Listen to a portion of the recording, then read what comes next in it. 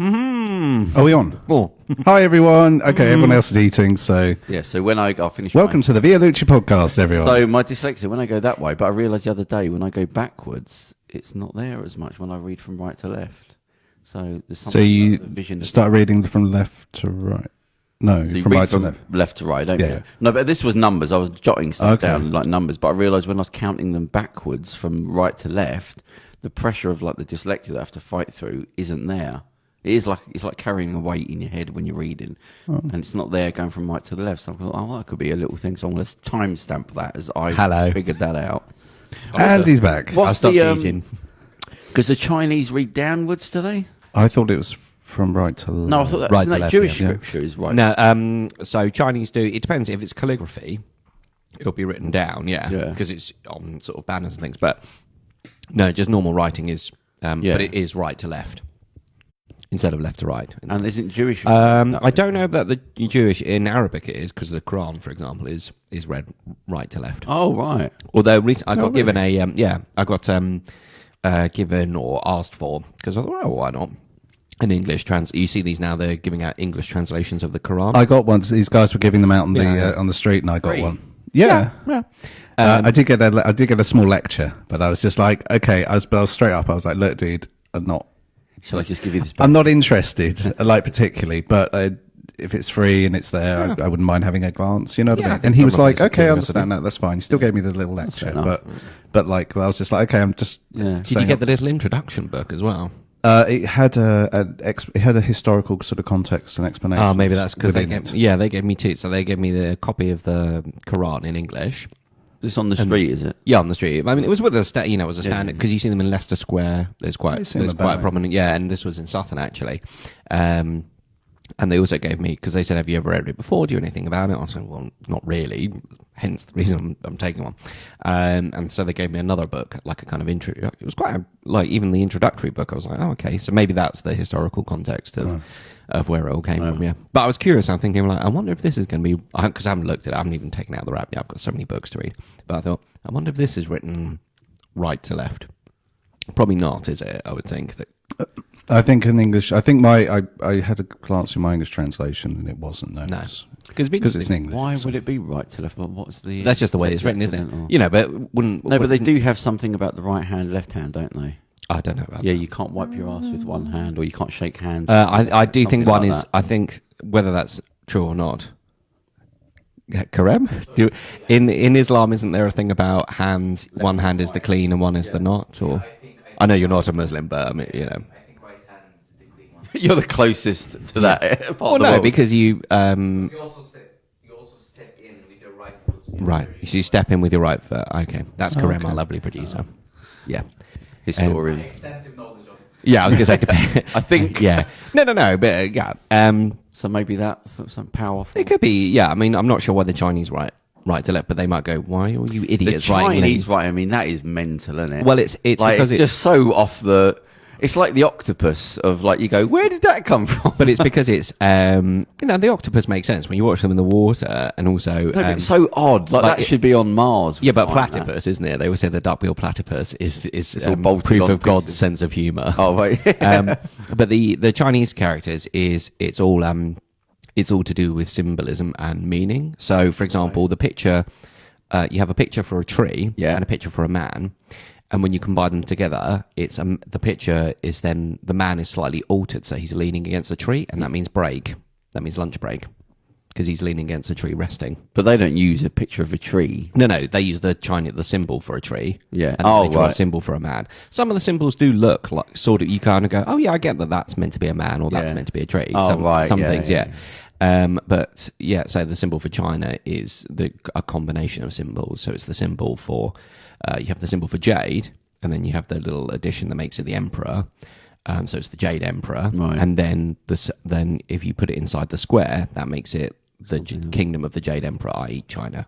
Oh, geez. So it's all things like that, yeah. But I wonder how many words they've got. Oh, tons. I mean, when my mother and I went to China, we were talking to the guides, because even my mum, although she's half Chinese, doesn't speak Mandarin. She can understand a little, but she doesn't write. at all. So so I don't know what the difference. I don't know if Cantonese writing is different. But anyway, in the sort of standardized, because in China you ask people what Mandarin is, they don't know what that means. What's the main language then? It's just Chinese. It's just kind of I've forgotten the actual term. It's just got like a really boring.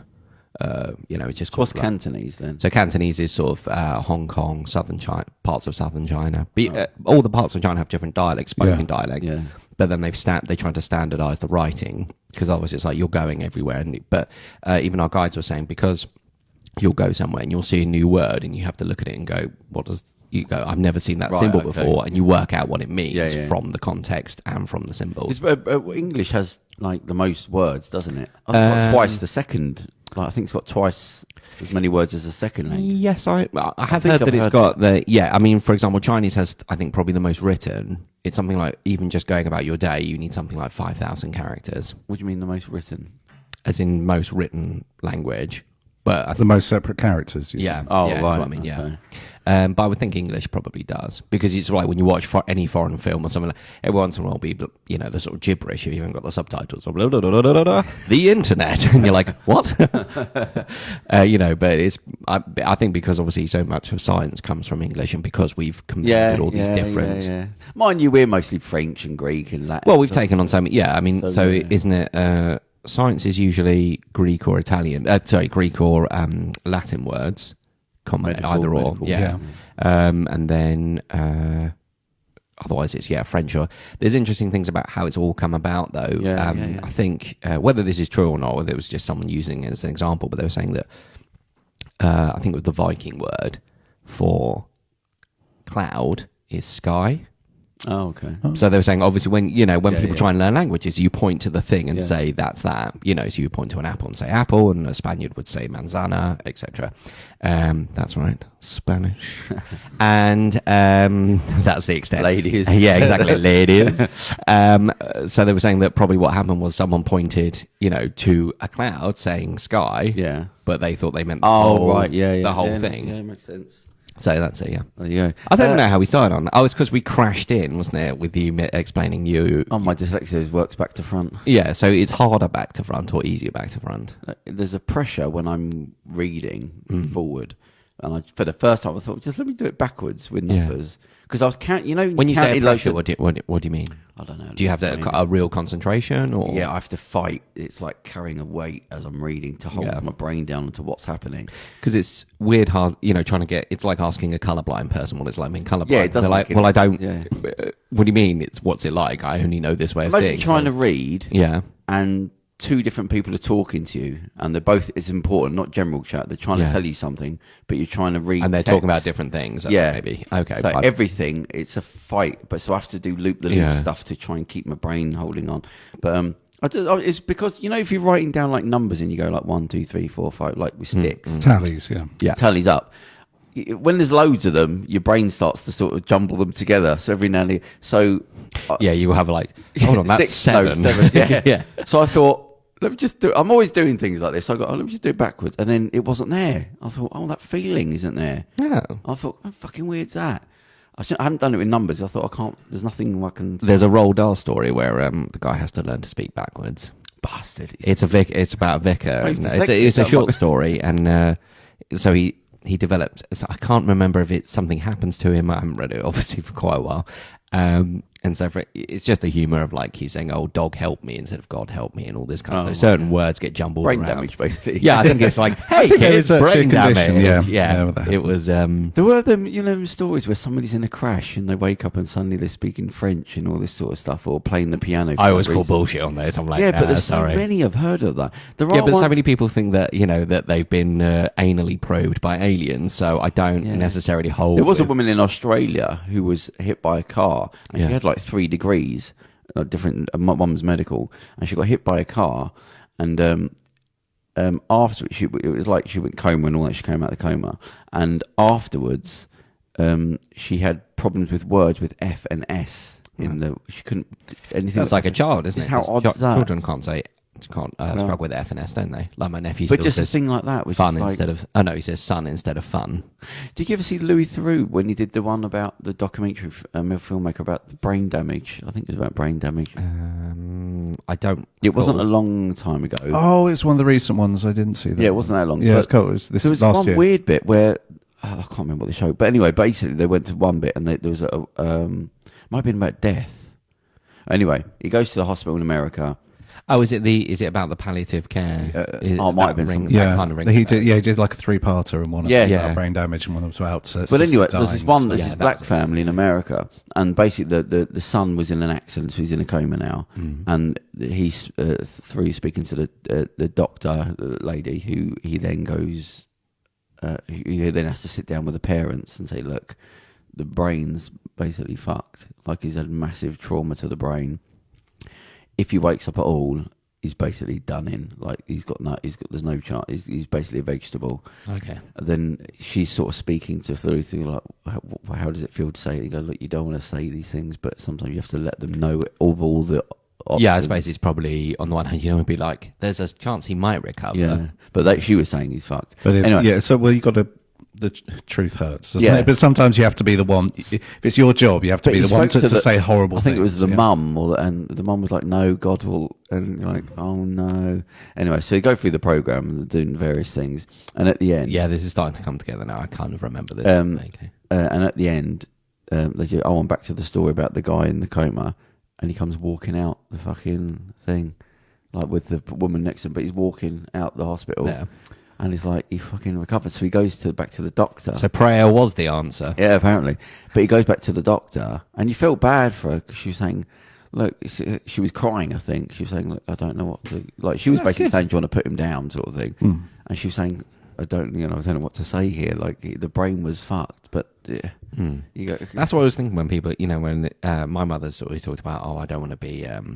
if I ever go in a coma or things like that, just let them switch me off and stuff. But you don't know that you're in there, and you could be like, I always say, I've said that. Fine. Yeah, exactly. Because I'm always like, I don't want to be a vegetable. It's like, well, if you are, you wouldn't know about it, and you are going to die at some point anyway. So why not hang on the chance? Because you are dead forever anyway. So, I wonder, Happy New Year, everyone. Are the doctors up to pressure? Like, are they being pressured to the beds are expensive? I like that we're starting on dark subjects, because hopefully it means we can get it out of our systems. Yeah, then just get the bile out. And get the happier World War III. The boil. And then we'll be on to bouncy flowers and happy summer. It was just strange. I did a delivery one years ago, yeah. And a guy opened the door. I was delivering something, and he opened the door, and I'm not joking to you, a quarter of his head was missing. Fucking hell. And all I can remember, the first two things was, that doesn't look real. Yeah. Because it was just like a chunk, the quarter of his head was just gone. What did you say? You're right, mate. No, the second part was, don't look. Oh, it's so hard not to, though. Yeah. But the first initial thing was like, that's like I'm looking at special effects. Like, it doesn't look like, I'm so used to seeing a human's face, that quarter of it gone. Because also that's very unusual. That's probably why it would make your brain's going, this doesn't look You might right. look at people who are born without limbs or who lost a limb. We're used to, and it's not like it's every day. I don't go, keep a tally. Yeah. But we're used to seeing people in wheelchairs or going about, and they might have a prosthetic leg, or they might be born with a condition where they don't have all their limbs, or their limbs might be stunted, for want of a better word. So we're used to seeing that. So it doesn't look, although it might look odd, because obviously it is odd, because you are meant, we are born with two arms, two legs. It might look, it might take you by surprise. It's not, it's still something you've seen. Whereas when you see something you haven't, you go, yeah, your brain goes, right, this is, that's not, yeah. It's like, and I'm trying to be polite and not look. So it's really weird. Because it's like if you see someone who's, 6'6", you're like, well, that's a tall person, and then you see someone who's 7 foot something, that makes you stop and look, because that is way outside the what we would define as the norm, the expectation, I suppose, is maybe the right word. I saw a dude without a nose a few years ago.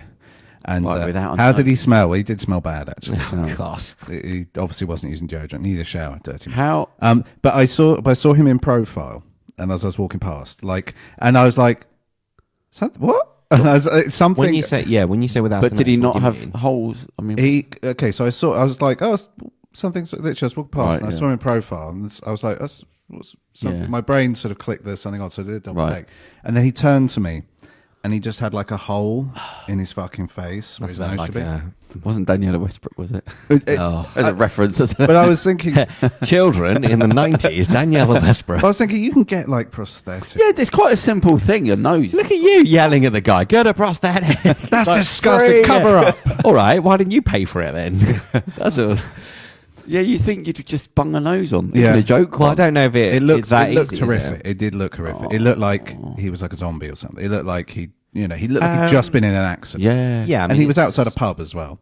Yeah, well, he's clearly had some... a fag. Look at you, just cussing people. Unfortunate. Charles, we were saying... He's reached that age now. He's becoming conservative. Exactly. His kids. Get a nose. I hate difference. Yeah. Just like, leave the poor guy. Like, he's just... Saying that, I watched the other day, the Once Upon a Time in Hollywood. Oh, yeah. So I didn't watch it because I thought, this is fucking boring.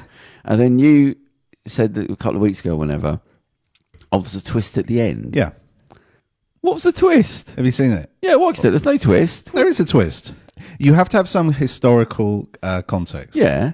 Okay, because in real life, those people... Spoiler alert. Yeah, in the real life, the bad people, the Manson family people at the end, they went to Sharon Tate's house. The next door neighbour. The next door neighbour. Yeah. What's her name? Margot Robbie. Yeah. Lovely, beautiful Margot Robbie. They went to her house and they tortured and murdered them all. The most horrific things. And she was cut out the baby, didn't they? Did dreadful, awful things.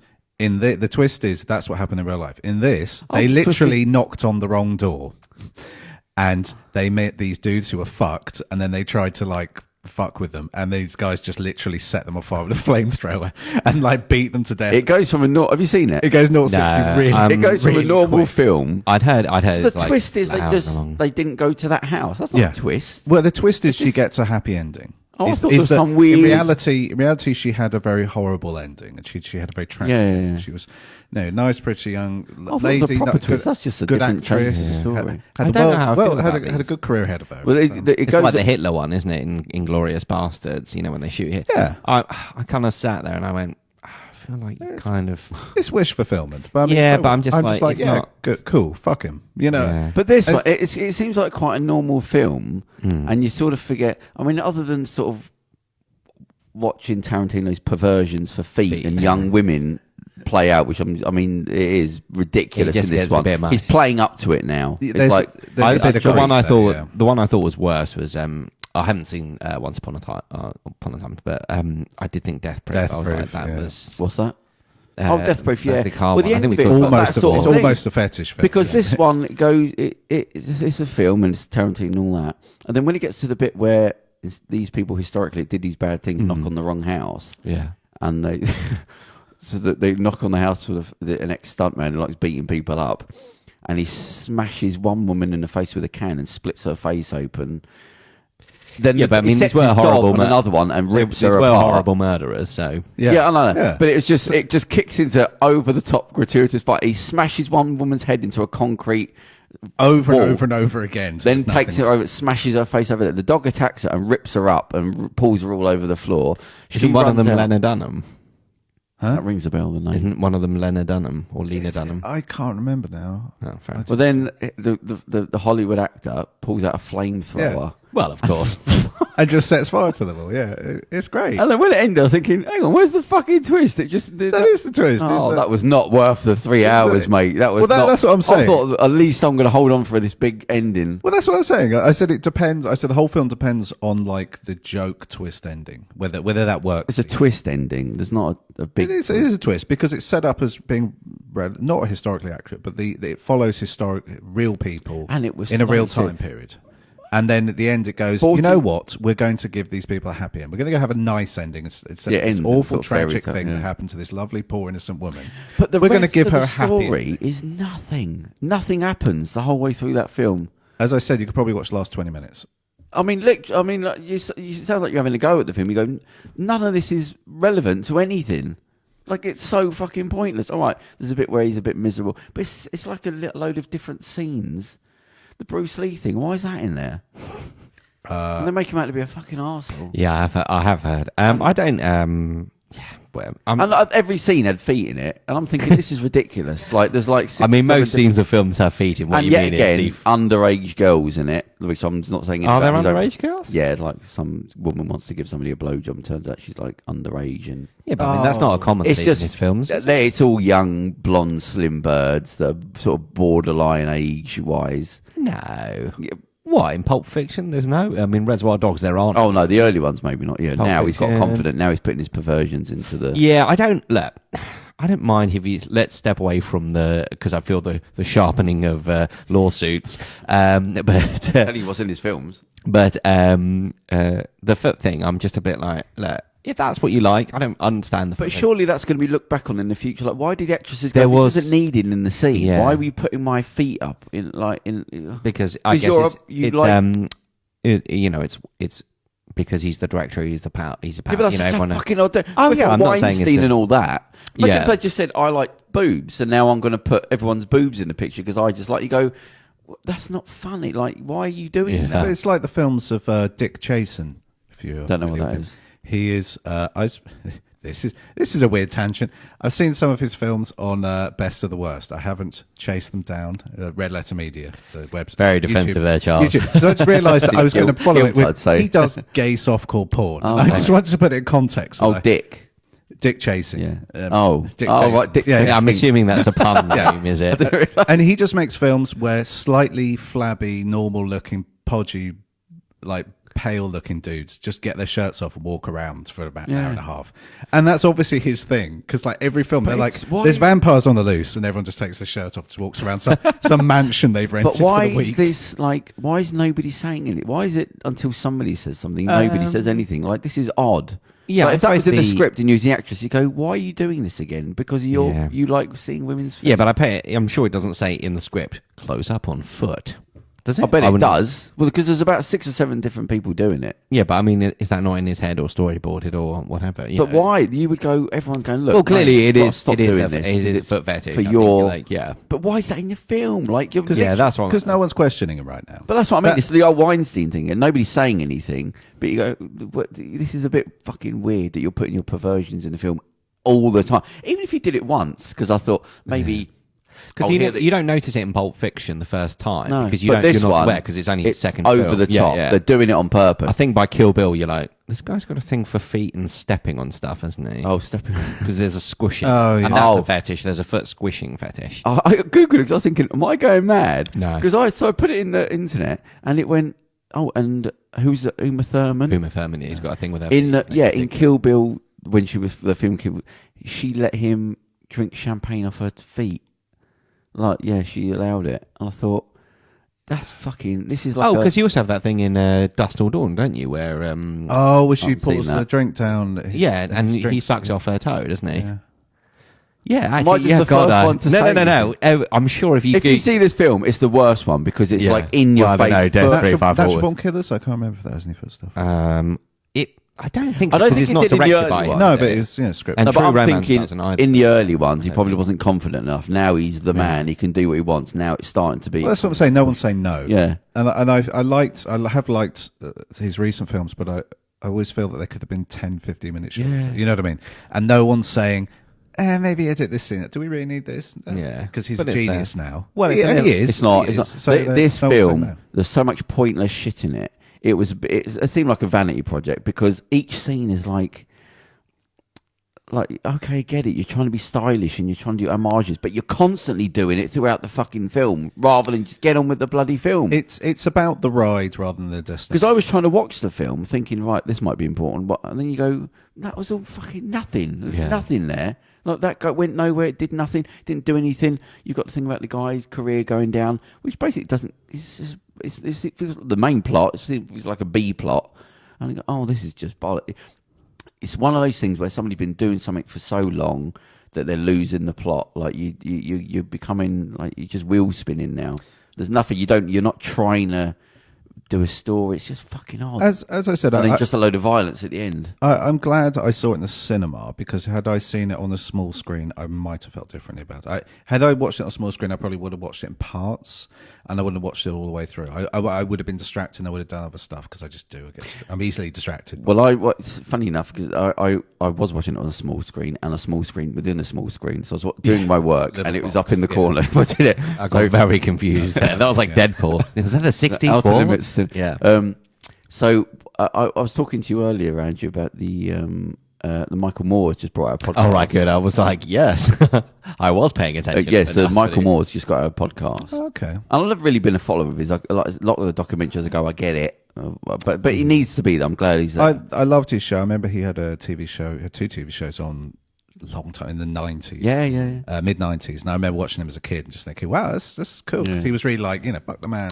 Well, he's doing weird stuff with Ford He cars. started doing podcasting now. So he's just before Christmas, he just started doing them. Okay. And it's called Rumble with Michael Moore. But there's a couple of good podcasts in there. Robert De Niro does his first podcast with him. I mean, how many times does he say fuck Trump?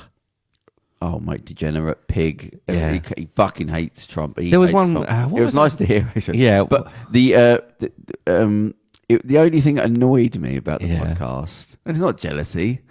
It's definitely not jealousy, everyone. You heard it. You heard it here. Defense. When people start with that. Yeah. Okay, first off, I'm not jealous. That's like when someone says, I'm not being racist, but. Yeah. There's a but coming. Yeah. Yeah. But anyway, so it's a good podcast. And I thought, this is quite a good podcast. And he goes to speak to a politician in the House of whatever the American House of Lords is.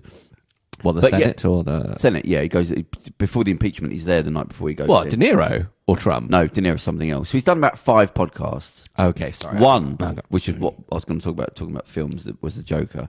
He speaks to the director of that. But, so the Robert De Niro one's really good. I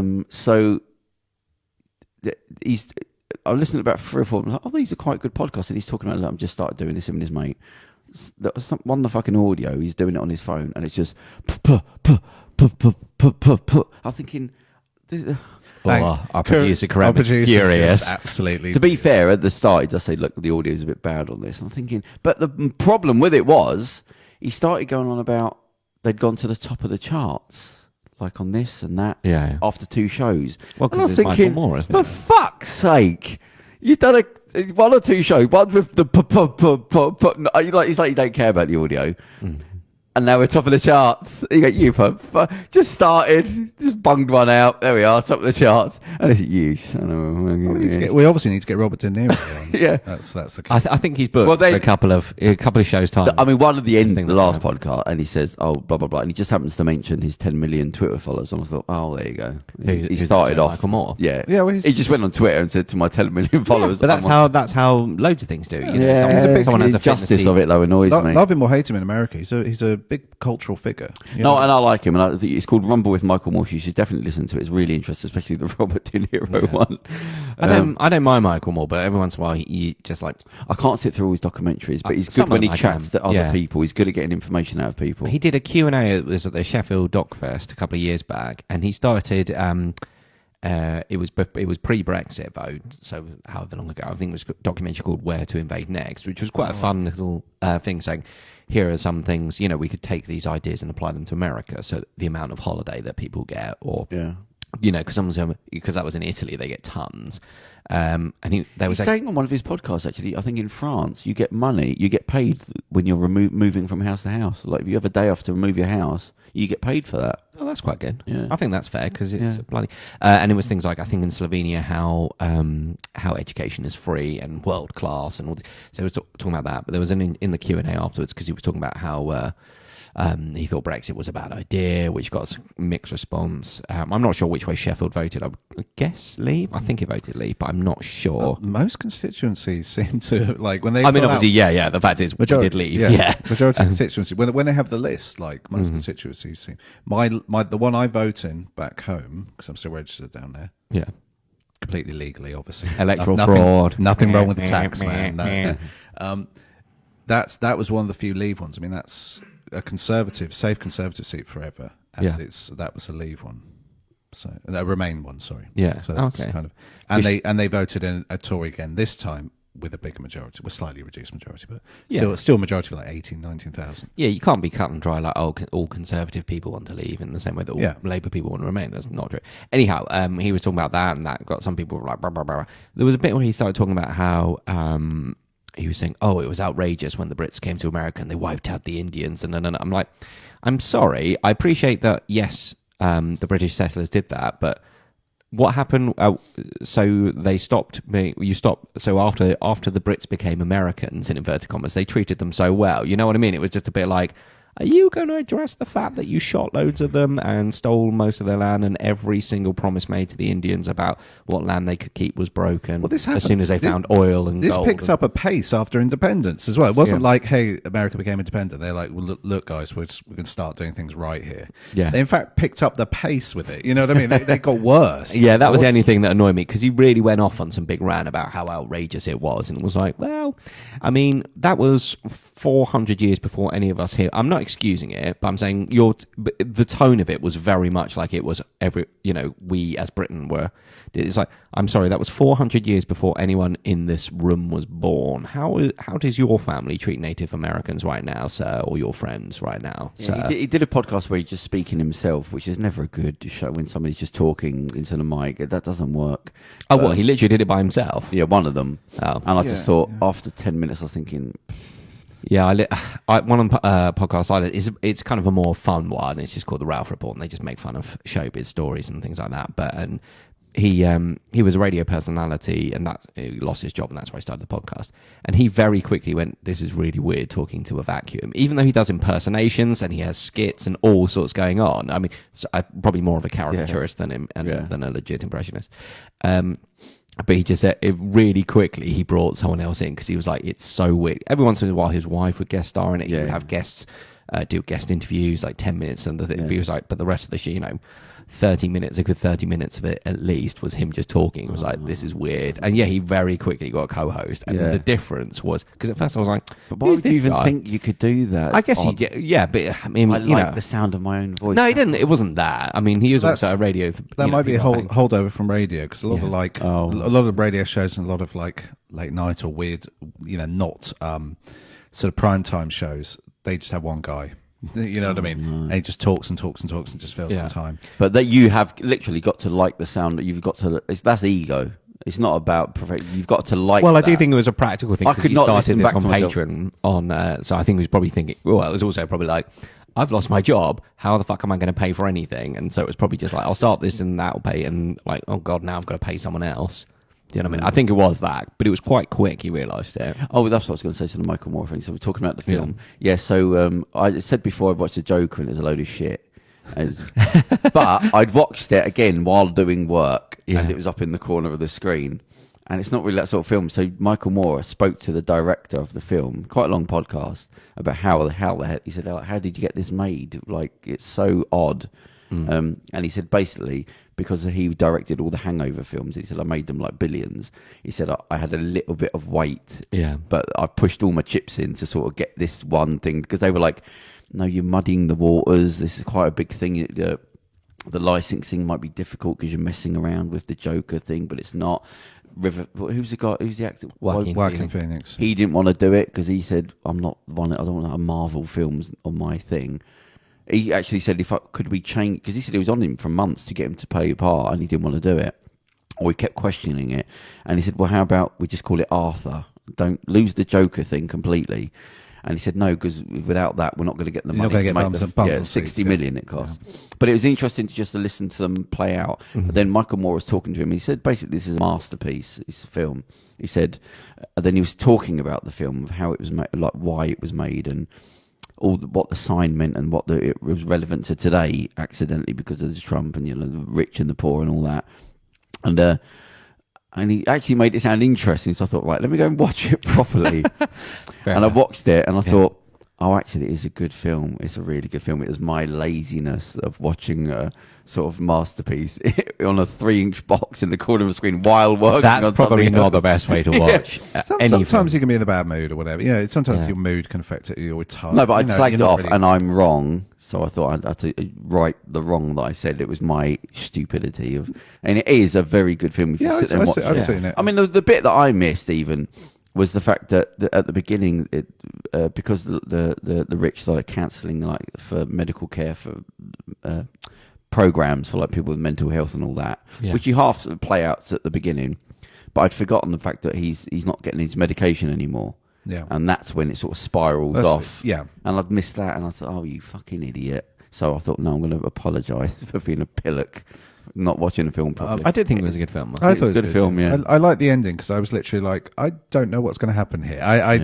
He could do anything. You know, he really could just do anything. Well, they said they've already spoken about doing the second one, but he said, I don't want to.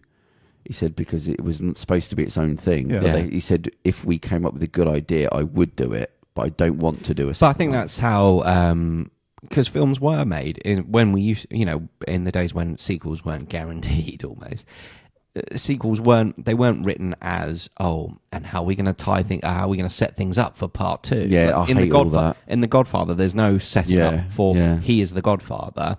And then it's just, Coppola said, wouldn't it be interesting to look at... He'd always wanted to do the story of a father and a son at the same age, flashing back and forth, and just fit that around the setup for the... And there was material in the books. Yeah, there is. Yeah, and I think they did it at the very end. They do a flashback, which is actually just a cutscene from The Godfather. Oh, what, the bit on the train? The bit on... the end, where it was the family gathering. Yeah, the end when he flashes back, and it's all like, you realise, everyone's... You sit there and you go...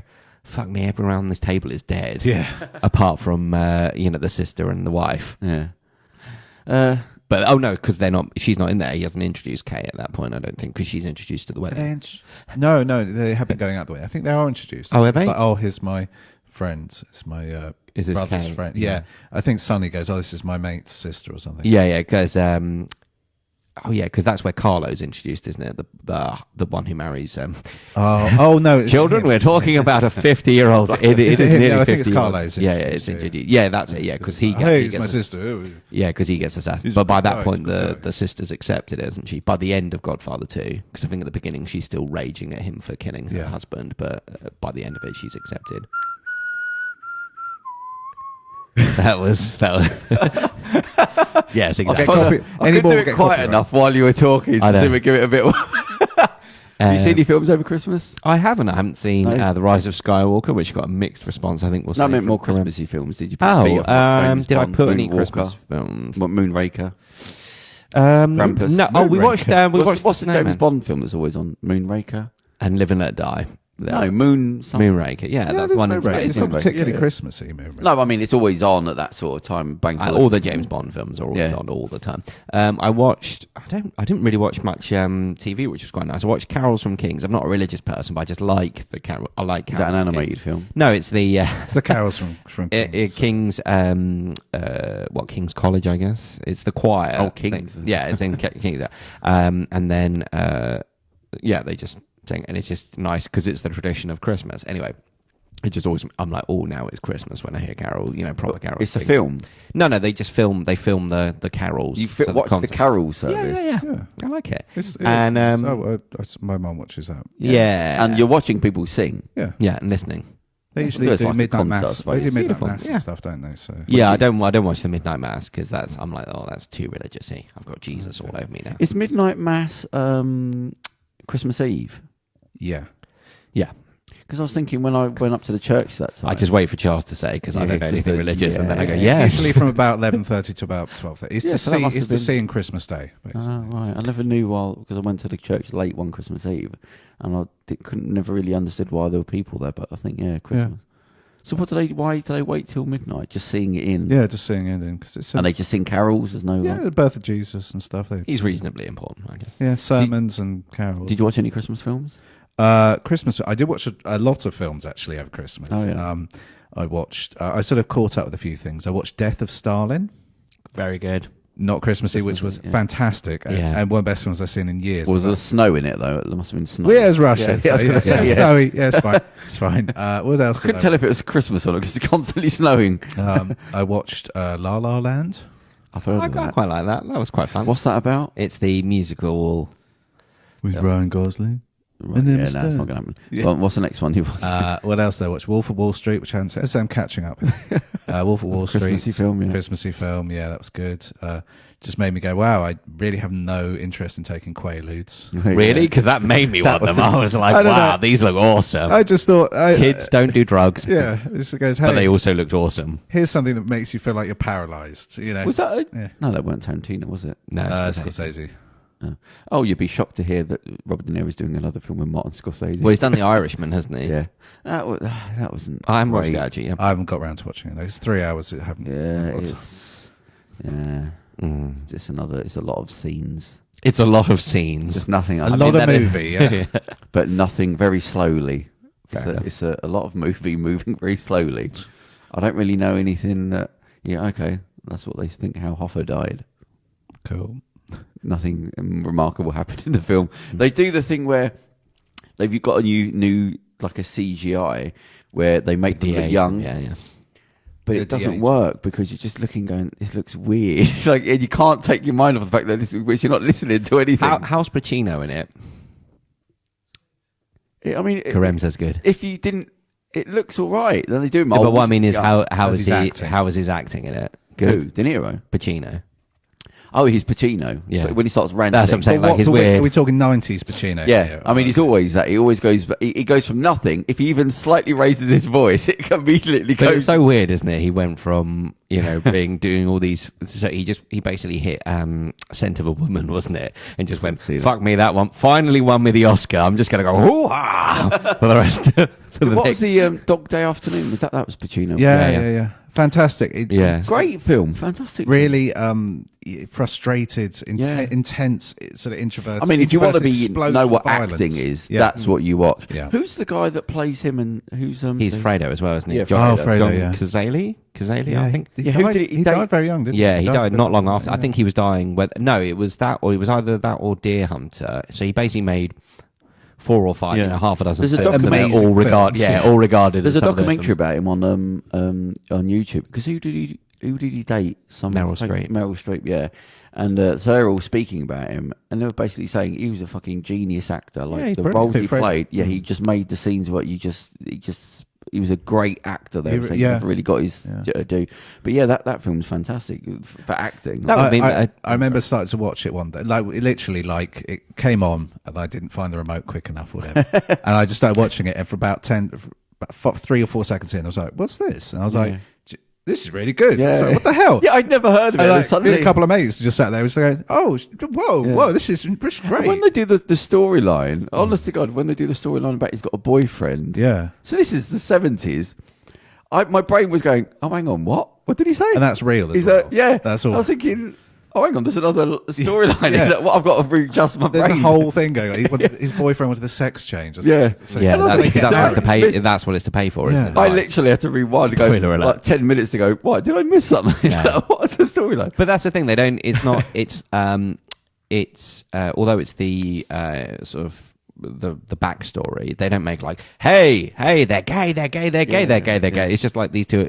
It's incidental. It's not even he's fighting for trans rights or gay rights or for equality. I'm doing this to fuck the man over. No, it just happens. He just an incidental. It's an incidental plot. Yeah, it's I would say it's a good double bill with a film called, I think it is by the same director, Sidney Lumet, called Before the Devil Knows You're Dead. Oh no, that's kind of a heist film. That's I think it is by the same director. If it's not, it's a really good film anyway. It's Ethan Hawke and Philip Seymour Hoffman as brothers. You go, really?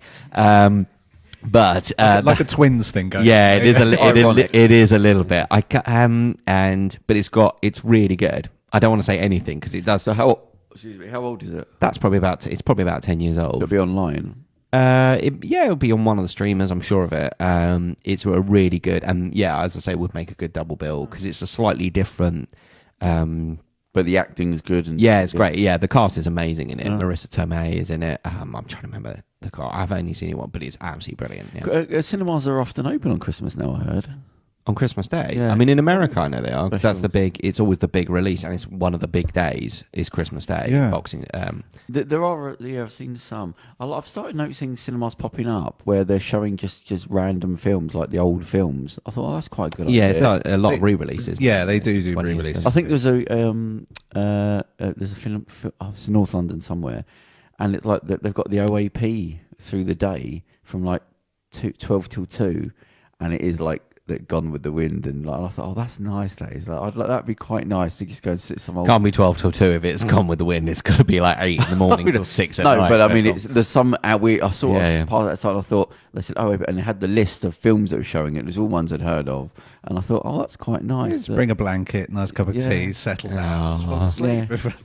I think there should be more showings of just like old school films. It depends on. I mean, the BFI, for example, has.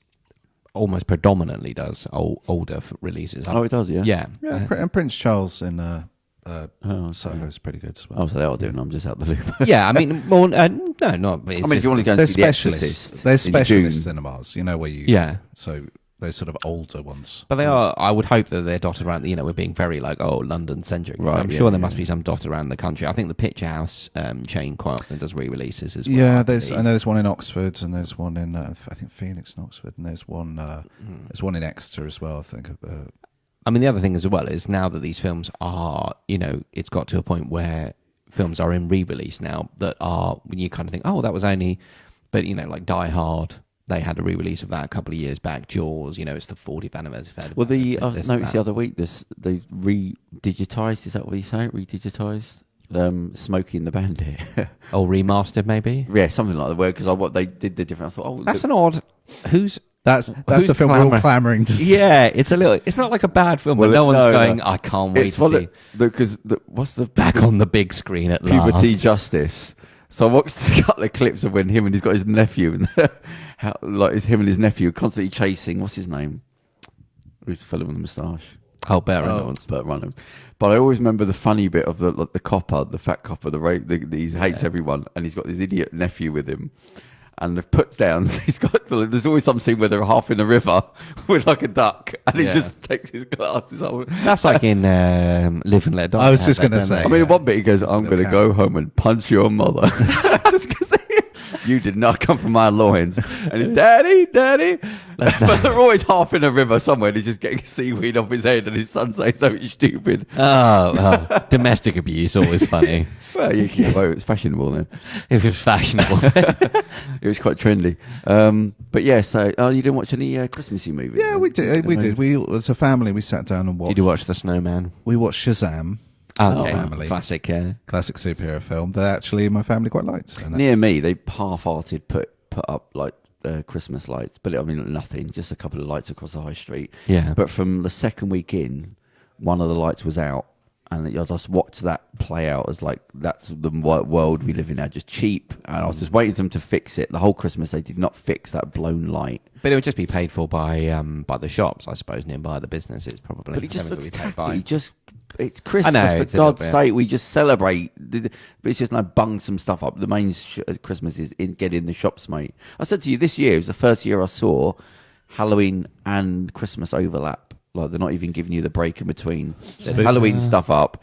Usually there's a big gap, and over the years it's got smaller and smaller. Get your Christmas pumpkins. Spooky Christmas, yeah. So I don't know. So what did you get up to for New Year's? Just had just people around our house. Me and my housemate just had some people around. Just got very drunk. Did you buy any presents for anybody that you didn't buy from last year? What? I was just trying to get at something, but I'll tell you off air. Charles, anything exciting? I was working. It's boring. Oh, okay. Yeah. What? Not New Year's Eve as well. Yeah. On the bar. Yeah, but working New Year's Eve. I mean, if I hadn't been off, I would have been happy. Actually, I was meant to be working. I do not want you working on the podcast. I don't want you at home scribbling ideas down. Don't do that. I don't. Oh, what would you have been working at then? Don't worry. Other work. Yeah, I just scrambled to look at like what was the thing that Nager was. I was meant to be doing Eurosport work, but then they didn't need us. So have you sorted out the full-time job out yet? No, not a full-time job. That's where I've been freelancing anyway. Eurosport, okay. yeah. My contract didn't end till the 31st, so I couldn't get a full-time job anyway. Oh, so you are out now? Yeah, officially now. Yeah. How does it feel? Yeah, scared? No. Are you still working at what's it called? The other place, channel. Discovery. Yeah, that is Eurosport. I've just decided I'm going to tell people Eurosport because it's simpler now. I think Discovery sounds better. It does. Yeah. Discovery Eurosport. What are you doing at Eurosport then? What are you actually doing? So it's just making sure the event. It's not a live goes show, on. is it? No. We don't do. They everywhere has their own. All these different territories across Europe have their own productions. Yeah. We just make sure it plays out on the right channel at the right time. That the breaks structure is kept, so for sporting events that if there's betting, betting play near, but the Swedish or the You've got a thing Danish- for betting. You seem to do have a thing for betting, towards yeah. betting. Well, I'm waiting for them to open up the meth addict channel, and then I've covered all the vices. Oh god. So have you got anything planned for this year? Anything exciting? No, just trying to finish writing stuff. I've been mostly working on other people's things and bubbling away on my own stuff. So now I'm trying to be like, right, I need to start doing. Because the problem with writing for other people, though, is very nice, and obviously they pay you up front, rather than when you write something yourself, you've then got to hope. Yeah. So you Try and spend years. flog it, Yeah, exactly. You spend years doing getting nothing for it, and then hoping, and then you have to wait. Yeah. Anyway, the only problem with that is that someone says, "Oh, can you send us an example of your writing?" Nope. Because I don't own it, so I'm not allowed to send it to you, and it's not released. Yeah, so that's the only problem. So to get a solid block of work, but no, that's kind of the main thing. Christmas video, one that Merry Christmas and all that. Yeah, somebody marked it for sort of copyright infringement. I said, "What are you talking about? I had that made." Oh, that thing your Merry Christmas. Yeah, thing. Yeah. I thought, well, that doesn't make any sense. Yeah, what was that from? I'd say this was on the YouTube video. channel. You just said Merry Christmas from. Yeah, I thought it was a bit bigger than most people's half-hearted shit with a card with sort of snowflakes coming down. I thought, no, get something decent made. So where did you get it made from? Oh, I can't remember. It was like a couple of years ago. I've been sitting on it for a few years, but I just thought it was a nice little thing to bung out. And then somebody put sort of copyright infringement on the thing. I thought, no, that was made. What do you mean? What was it made from? Was it one of these ones where you just type in your name? And I can't remember because I did watch it. No, I got it made, but anyway, somebody put it together for me. Yeah, but it wasn't. And I thinged to YouTube and I said, oh yeah, no, it wasn't. You go, well, who said it was? Like, what was this? Someone with too much time on their hands. Was it a personal one or an automatic one? I think it seemed to mention somebody. Okay, then it was actual. Yeah, because I got an email through and I had to clarify. Okay. And they said you can cut out. Was it one of the previous co-hosts? Could have been. Nemesis. Trying to bring down change. Bring the whole empire down from the outside. Exactly. Yeah. So nothing. Have you got anything planned for this year, Charles? Lots of stuff. Yeah. Gonna be big, bold. Gonna get older this year. Not planning on aging. I thought it was funny listening to the podcast, the bonus podcast that we did on Christmas Day. Oh yeah, or that we sent out on Christmas Day. Yeah, when you was talking, it made me I laughed out loud again. Where he says he found out he was a year younger. Oh, yeah, and I genuinely felt happy for him. I thought, no, it means nothing, but it sort of works. Yeah, I got a year back. Yeah, it was great. I got a year back, and I was genuinely like, oh, isn't that? But that's the weight that age has on you. Like, if I said to you, right, you could find out that you're 5 years younger, you would. I think people would genuinely be happy. But that's so odd because it means nothing. Yeah. So it's like that's how much weight it has. That you go. So this is why I say you should drop age. Let it go. It's a much better thing. This isn't a braggy thing. It's just I'm only saying what other people say. People haven't seen me before. They go, "Oh, you haven't changed at all." I'm not. I do think it's because I don't think about it a lot, and also I don't often do things for my birthdays. I'll go see family and have dinner, and that's about it. But I don't do a big like, "Hey, it's the." Usually, if it's I thought I'll do it when it's 10s and 5s. Otherwise, it's like, "Oh, you're 33." Oh, well, party on, Wayne. Yeah, yeah. I've got 36 this year. So. I can't get my head around it. Why people? I go in my head. Like, remove myself from the situation. Just what do you gain and what do you lose? Everyone moaning and whinging about their age, right? Yeah. You get one day of a birthday. Yeah. And the rest of it's negative. But people carry on doing it. You're not through the year going, hey, yeah, I'm getting old. Yeah. It's just one happy day, and then the rest of it's negative. It's nice to get presents though. Yeah, that's your one happy day. You rattle the box. But is that worth the weight that you carry through your life of this age and that age and the rules? That's the other thing. The rules that it tells you what you should be doing at a certain age. You pick up through society. I've always thought that's bullshit. Yeah, but it's just do away with it. Let's just get rid of it. Is there any? Let's get rid of age. Yeah. I mean, you can save it for the doctors and like you can leave it to them and go, oh, by the way, you feel, oh, yeah, okay, you got to come and have some checks now. Other than that, it'll be, I think if you let it go, people will be a lot happier. Well, they would be a lot happier. I remember working at clubs IDing people and they'd get to 21 and you'd hear them going, oh, God, I'm getting so old. And you go, well, you were here 2 years ago desperately trying to prove that you were older and make yourself feel older. Yeah, exactly. And when now you're young, you want to be tipped. older. And when you're... But it's over like a year period. They're saying, oh, I'm old again. And there's just misery the whole way down.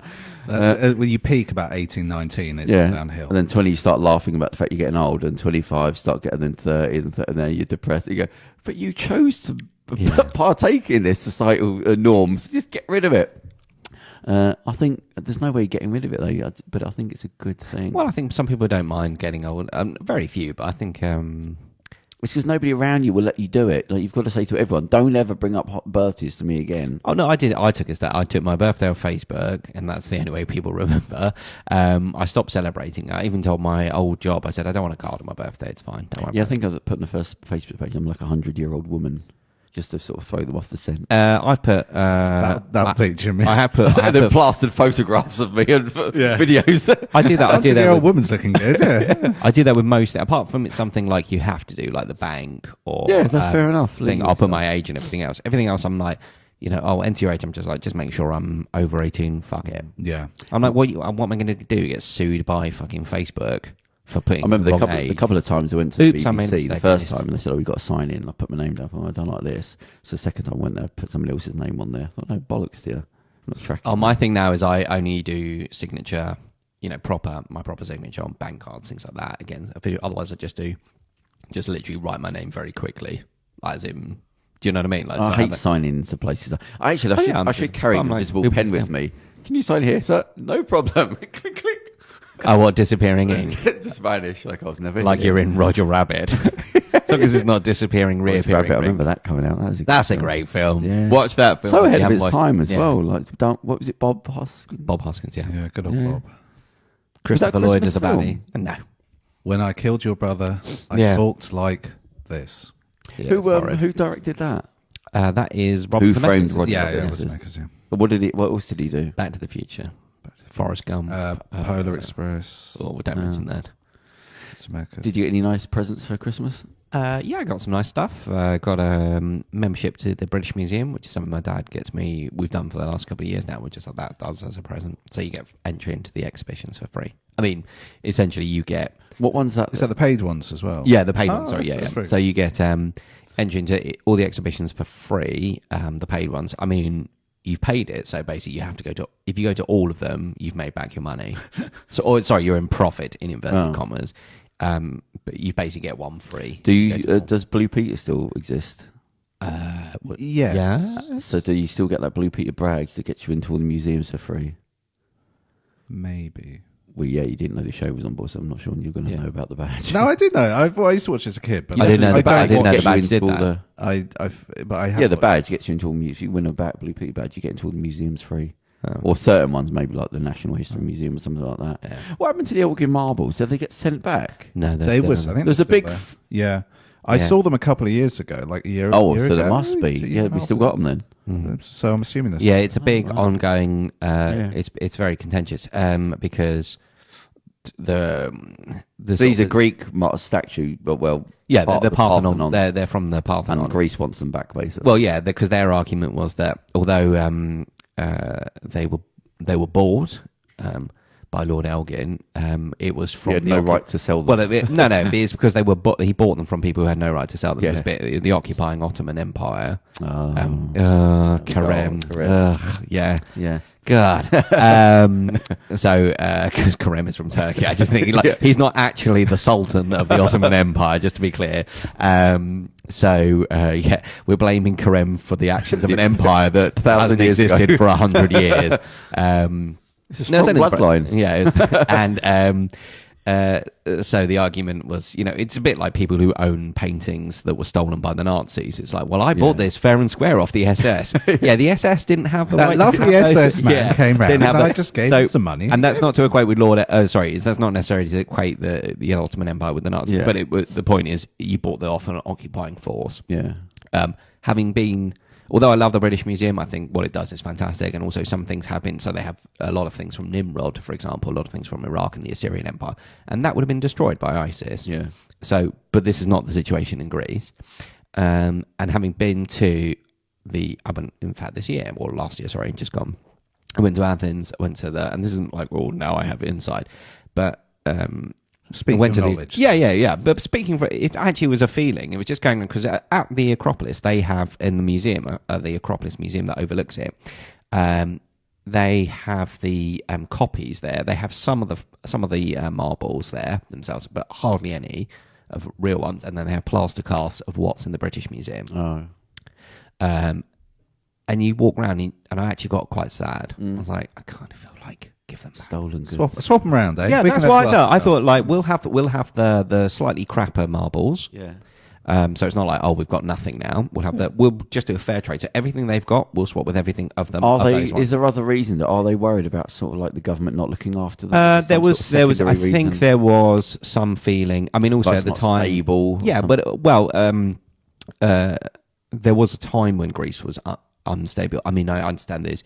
With the austerity that's ongoing, with the debt crisis, that there has been a lot of unrest. Yeah. But there was a time it was it was a dictatorship, and so there was. And they used to have communist militia groups, but like attacking people on the streets. Yeah. So there was concern then, but now it's. But they're not going to be destroying their own. It's not like it's war torn. No, exactly. So that. But that was the bullshit argument. Yeah. So, it's a bit unstable. Right. Yeah. Yeah. I genuinely, I've never. But it's unstable within their own country, so there's no only in the sense of benefit. like protests. Yeah, but the students aren't coming and wrecking Belgian marbles, or the Parthenon. It's like saying the IRA, we can't sign a trade deal with Britain because the IRA might kill us. And it's like, no. It's a bit, So I genuinely, I was loving it, and then it got to a point. The more I walked around, just seeing them, and they've displayed beautifully. They basically arranged them so as they would be around the Parthenon, and. Yeah, I got quite sad. Yeah. I actually got quite sad. There's no defensive. I was trying to think of defense, but I was like, there's no. I mean, on the one, you've got to be. I think the other problem is that it set a precedent, and then suddenly every museum in the world is emptied. No, because not every. No, you can have your own. It doesn't have to be. Because you want to have these exchange of cultures. You want to show, and every country has it. You know, it's not like but they're not all taken from somebody that wasn't. No, exactly. Usually it's just taken from the. Yeah, it's quite often. Yeah, some of it is bought, some of it is looted. Bought, yeah, just bought off. Spoils of war. Yeah. But if it's bought for, like you said, if it's the SS thing, no, you bought it from someone that was taken over a country, then you definitely should give it back. Yeah. It's receiving stolen goods. It's literally. And if you've had it, that's not a defence. If you've had it for long enough as well, you go no, and you've had it for how many years that they've had it. And it's a good thing for society to go, look, we're giving you this back now. Like that's, but that again, nobody cares. Yeah. Well, people do care. How is it funded, the gallery? Which one? The British Museum? Yeah. So just through the government, or was it a charity? No. It's it might have been originally, but it's a lot of it is bequests. So you'll go to the so and so wing of Lord and Lady. Yeah, they beat their servants and he raped them all and and they shot everyone. Do they get some government money? They must get. They might get some probably from grants, the lottery. I would have thought from the Lottery Heritage Fund. A lot of it's grants. A lot of it's people buying stuff. A fucking book in the museum costs donating, £20. Donations, memberships, like that. But yeah, obviously, I mean, the British Museum is. I can't remember how old it is. It's about 300. It's 200-300 years old. Yeah, it's an old. So. It's not like, we've got to finish paying to have it fixed. Obviously, have you ever been into collecting antiques or anything like that? I'd like to be, but there's a slight fiscal shortfall, and the space as well. Exactly. No, but I mean, you might have been inherited something. Where am I going to put the mausoleum of Halicarnassus? I'll have to put it in the West Wing. Somebody gave me 100-year-old coin. Yeah. What we now? The thing is that you think 100 years, wow, it's so... Wait a minute, that's 1920. It doesn't sound that old then, does it? Yeah. In the grand scheme of it was nice. I thought, I wonder if this is worth money. In terms of real antiques, no, I don't. I think the oldest thing I've probably got is a trench art letter opener. So it's where in the First World War they would use things like bullets or empty shell casings to make trench art, hence the name. So shell casings would be vases. Now, obviously, you can just go, buff, there's your vase, but they would be decorated, or they might use I'm not familiar with how guns work, the bit that the hammer hits. Yeah. So they take some of that off the bottom of the shell and make an ashtray. Oh, right. A very common thing was to make letter openers, because obviously that's very important. The letters back and forth, and so they would use the bullet as almost the handle, and then put the the blade, as it were, and there might be some decorations on it. So I've got one from I can't remember how it's related, which is awful. So I think it's my grandmother, my nana's uncle, I believe. It's his. So he was killed in the First World War, but I don't think it's her father's. I think it's her uncle's. Well, there must be some old paraphernalia from like Germany, like a handed down. Well, like a Nazi plate, like in America. Like your grandfather hands you a knife with a. Actually, I do have a swastika. No, it's not. Nothing is. I do have from my grandfather, because he was out in the East. So I do have. I don't know what was swapped for it, but he's got a Gurkha's cookery knife.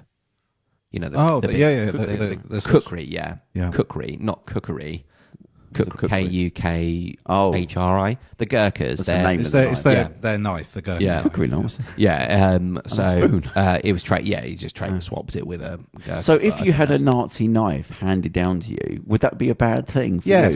No, but I mean, does that have to go to a museum? Is it illegal? No, it's not. I don't think so. It's not. But it's just a stain on your family. Yeah.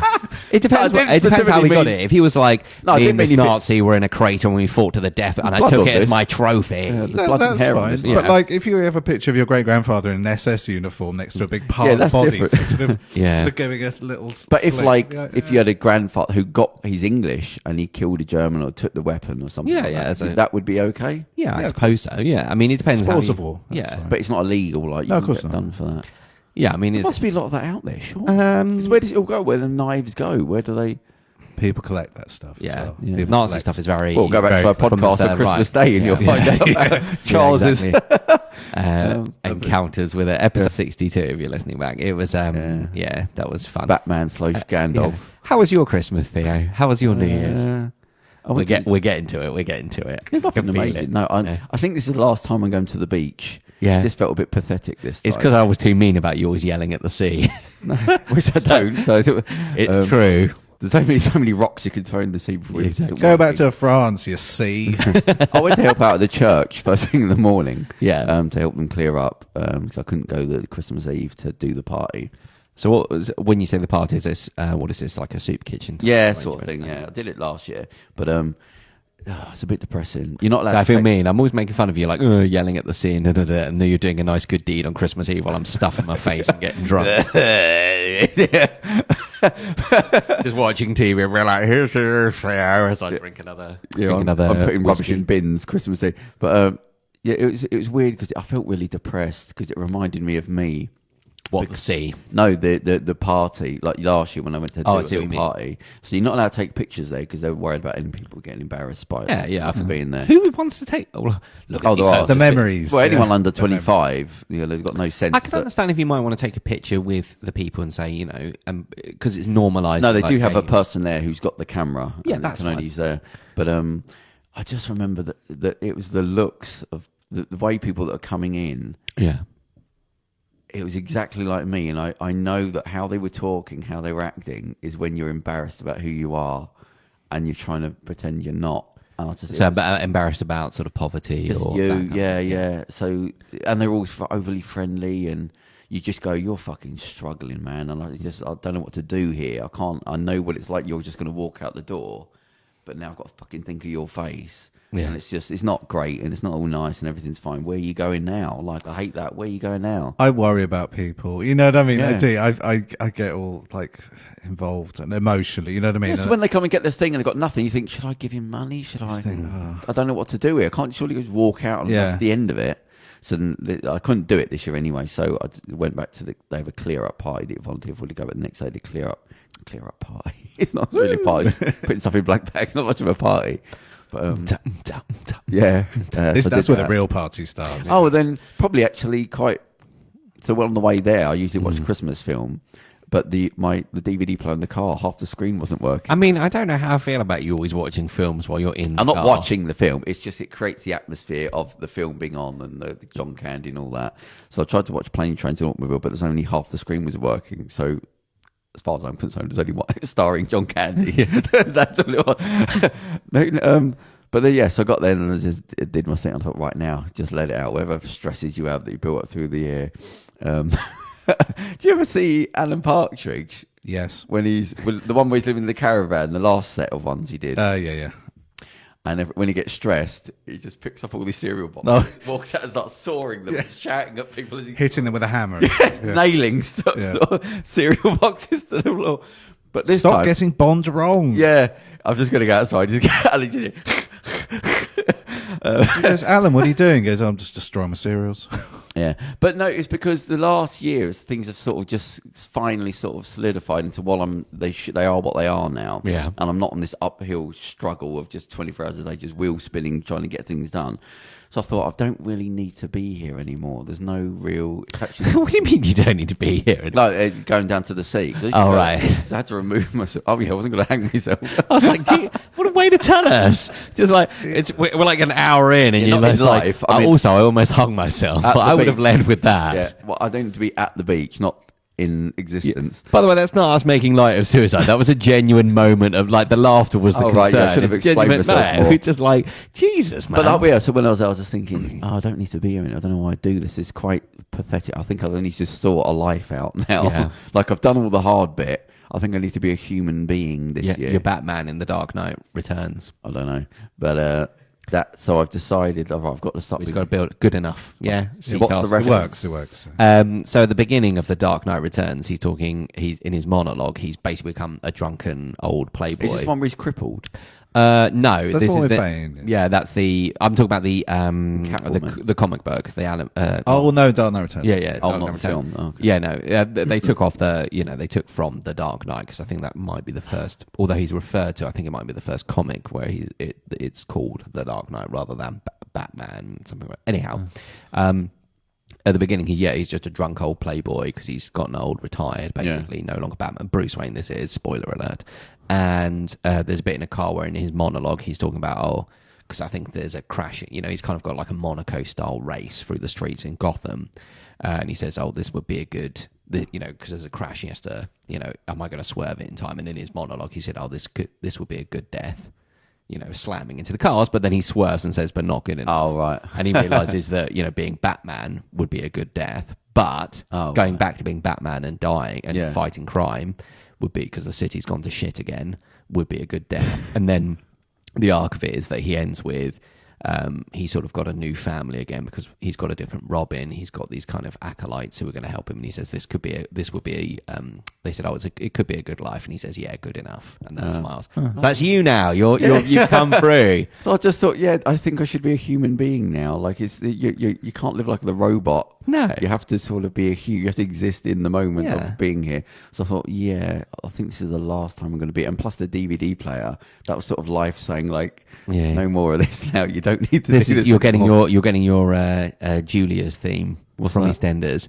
Whenever a character leaves EastEnders, they always get the slow, the oh yeah, they do it slowly. But they always do like a slow piano thing like that and fade to black. Like when Dot eventually dies. Oh no! What in real life? I mean, she's still there. Yeah, she's still knocking about. Yeah, they give her long extended breaks now because her. Because she's an older lady, I believe in her deep 50s, and her eyesight isn't. Well, one doesn't want to. I think she's at least 80 or something. I think 50s, yeah. I know. I was trying to be gallant here, and these two. She was 50 when I was about 8. Yeah. I think she's always been 60. But her eyesight isn't as good. I mean, it's just her own choice. But she's so she just periodically disappears and then comes back and goes, "Oh yeah," and then everyone acts like she's been there the whole time. Has she still got a fag on? I think her character still smokes. I don't know, but they don't show it as explicit. Does she still work in the laundry? No, they closed the laundrette. Yeah. Oh, poor Mister. Who's the Greek fella that owned it? Oh, because they always make Mr. It's finally sold now because they had the sun in it, and there was a character. Oh, It's like Acapopoulos or something. Yeah, they were making the Papadopoulos. yeah, they were making a joke about one of the last characters working it couldn't say his name, kept him like Mr. Popolopodopodos. Yeah. Or Mr. Poppadom or things like that, and everything just kept getting it wrong. Yeah, Mr. Hippopotamus kept getting it wrong. So that'll be your end out. So you've decided to have a life now. Yeah, I think it's time. Yeah. I'm not being funny. There's been that. It's just the hell of 10 years. Yeah. I don't know what life is. I don't know who's who, what's what. So what does life mean? Oh, I didn't decide it past that. I just thought I can't come back here anymore. This is a pathetic. Yeah. There's nothing to rail against. You're doing what you said. So I thought, yeah, I think I'm tying a bow on that and sort of pushing it out to sea. I went to see a pantomime. Oh, that's quite Christmassy. So I wouldn't mind doing something like that. Yeah. That's a quite humanistic thing to do. We went with my cousins and my aunt. Was there men dressing up in women's clothes? There was Wearing bloomers? There was a dame. Yeah. Who was a little bit forthright. Normally they're a bit like. Was it one of these blue ones? No, but it was close. I was going to say it's not a proper pantomime. It was more. She sounded like the compere at a drag act, basically. Yeah, that's fair enough. Yeah, it was a little. It was a little bit more Lily Savage than sort of than what's his name? Than sort of something than BBC 1970s. What was the play? It was pantomime. Seven Dwarfs, Snow White. Yeah, there's a room. The Seven Dwarfs and Snow White. Yeah, well, I was just thinking. Snow White? Remember, is it Cinderella? A man then? No.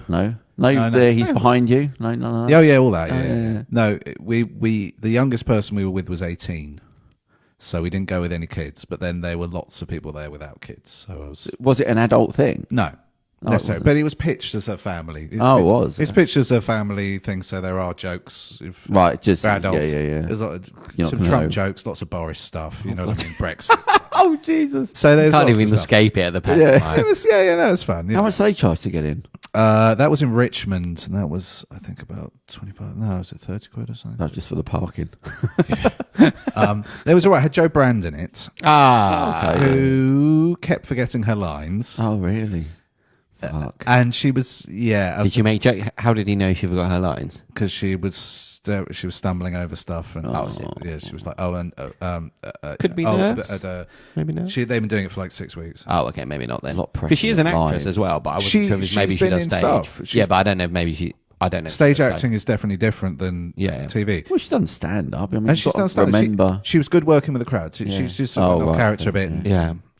What do you do? I don't know what the rule is. If you're on theatre and you forget your lines, what do you do? I think I guess sometimes they psst you off things. Some people wear earpieces and have it fed. You know, if you're a Hollywood diva, you get your lines fed. I haven't got time. Marlon Brando got time to learn the lines. Hopefully your fellow cast members will be nice enough to set you up or to just go through the scene. And try and bring it back to where. Try and get you on. Or do the Brando thing, just sticking a sticker on your head like that, because I can't be bothered to learn the lines. There was, I think it was Sean Bean was in Macbeth.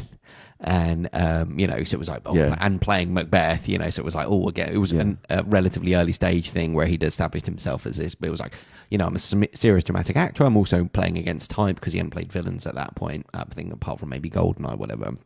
And I'm sure this is Sean Bean. I could be misremembering. He said, I'm going to be taken seriously now. And he said, and obviously one of the most famous sort of parts of Macbeth is the tomorrow and tomorrow and tomorrow monologue, but he forgot it. Not like he stumbled through his lines. He literally did part of the scene and then walked off stage, and everyone went. All the people backstage were like, no, you've got to go back. But they were like, no, we've got to carry on now. Because the audience just thought, for some reason they've dropped it. It's some weird interpretation where they're not doing the most famous speech. But he was just like, I just knew I was fucked. What happens there? Well, I mean, the nice thing about theatre is you do it again tomorrow, and hopefully, also this is pre-Twitter, so you wouldn't have everyone shaming him. With something like that, he's a bit more serious. With Panto, they can just be like, oh, no, right, you got it, okay. They just give it. Just run up and grab the bit of paper and go, sorry. They can always go on, literally get someone on with the script, and it'll be fine. Everyone will laugh. If you're going to edge into that would be the way to do it. Get into. There was sorry, Cam. What was I going to say? Oh yes, just one last thing with the Panto. The Seven Dwarfs. Yeah. Midgets? No. Kids? No. No and no. Dude shuffling around. What, on their knees? What, shoes on their kneecaps? Yeah, sort of thing? like sort of clubs. Why not just get small people to do it? We debated this because I was just like, I think it's almost worse not having little people in it than having people pretending to be little people. And I could see why. It's not like there aren't any. Why are you not? And I could see why potentially. Oh, we don't want to be belittling people. No, what? I could see how that conversation came about.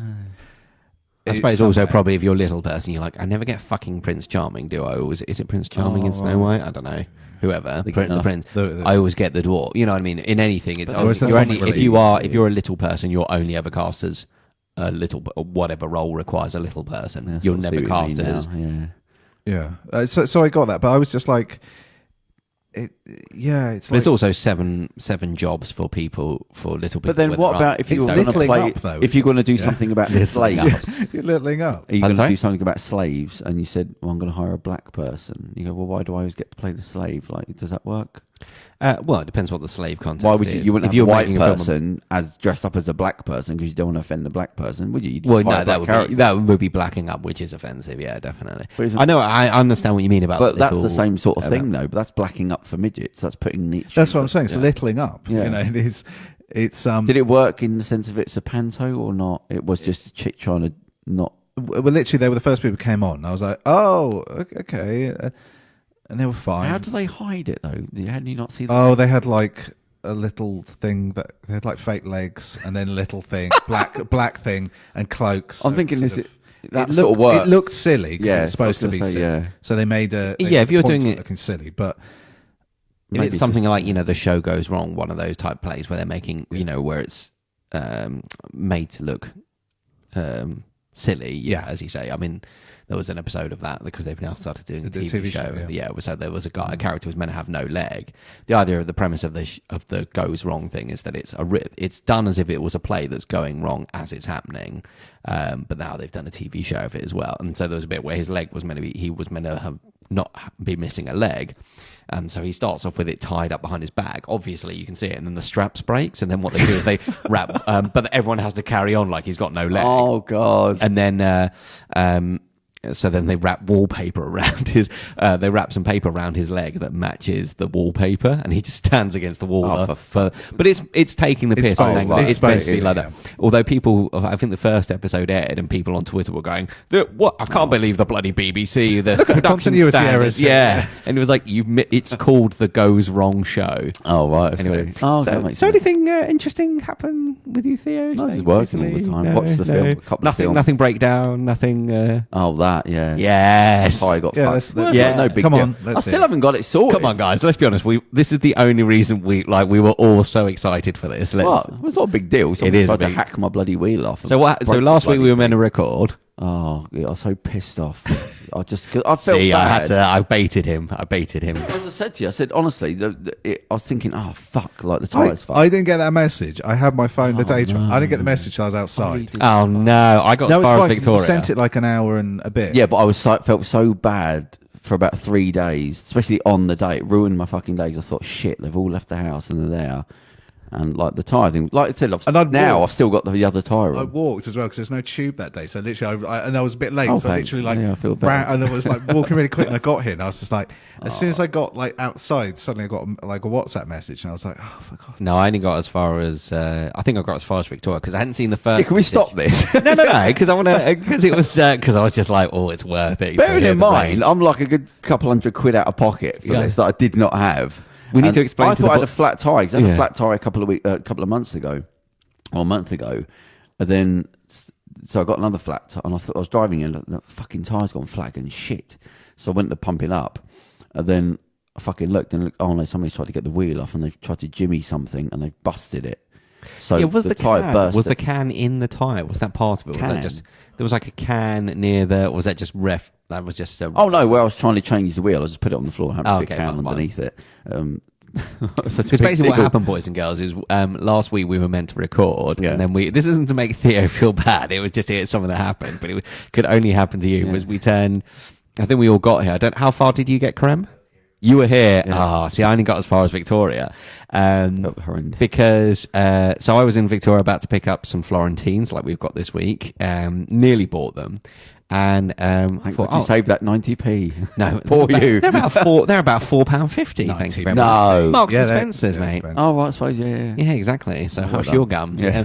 Anyway, and so I can't remember why. I just instinctively checked my phone, or maybe, but because I always have it on silent. That would be my top tip: is have your phone on silent. Then you can decide if you want to answer it. You don't have the intrusion. Anyway. So I checked my phone and I saw the first message. I think you'd sent it way before I'd seen it, but I just hadn't noticed. And it said, running a bit late. That's fine. Yeah, because I thought I had a flat tyre, so I thought, shit, I've got to go and try and sort this out. And then very shortly afterwards, it just, I think because I was rushing, I was like, shit, I'm running late. And then I checked the phone because that's what it was. I was going to text you and say, I'm going to be about 5-10 minutes late. And I was like, I think you said at that point you were half hour late. And so I was like, okay, that's fine. And then almost immediately the next message goes, okay, well, I think I saw the preview. It said, I'm really sorry, bud. And I thought, okay, no podcast this week. I'll put the Florentines down. Yes, down they went. And yes, so then what happened was, Charles and Kerem, you both got here. Did you see each other as well? No. Oh. No. I was running a bit late as well because there were no tubes. Yeah, because I saw the flat tyre, so I quickly texted to say, like, I'm going to be late, I've got to change this tyre. Yeah. I was thinking, what the fuck's wrong with this fucking thing? And it was only about 10 minutes later, I thought, oh, fuck, somebody's had a go at this, but it's got security things on it, so they fucked the tyre, so it blown out the fucking side. And why would they steal the tyre? I think they've found it maybe if you get the tyre off, you can then get the alloy wheel off if you take to get to the back or something.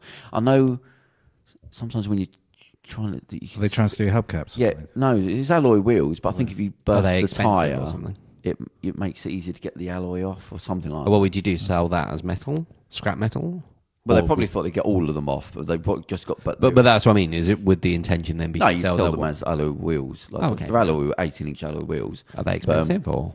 Is that expensive? I know nothing. I don't. A lot. They're about £800. Oh, okay. For fair the four. enough. Yeah. But they have one nut is security nut, so there's no point in stealing one because the other ones have got nuts on them that you can't get off with just turning. You have to have a special key that goes over it. Oh, okay. So it's got 4 bolt nuts, but one of them's a security nut, so there's no point. But then they'd obviously just fucked it up. But yeah, so I've still got the fucking thing on the back. I haven't sorted it out. Still got to do that Tuesday. Like I haven't had time to get to the garage.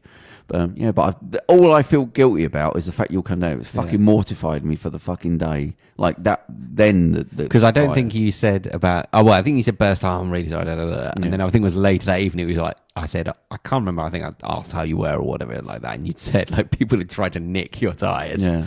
And I just thought, Happy New Year for Theo. Yeah. Actually, that wasn't even New Year, was it? That was the 20. That would have been the 29th, wouldn't it? Yeah. But yeah, so that was my nothing.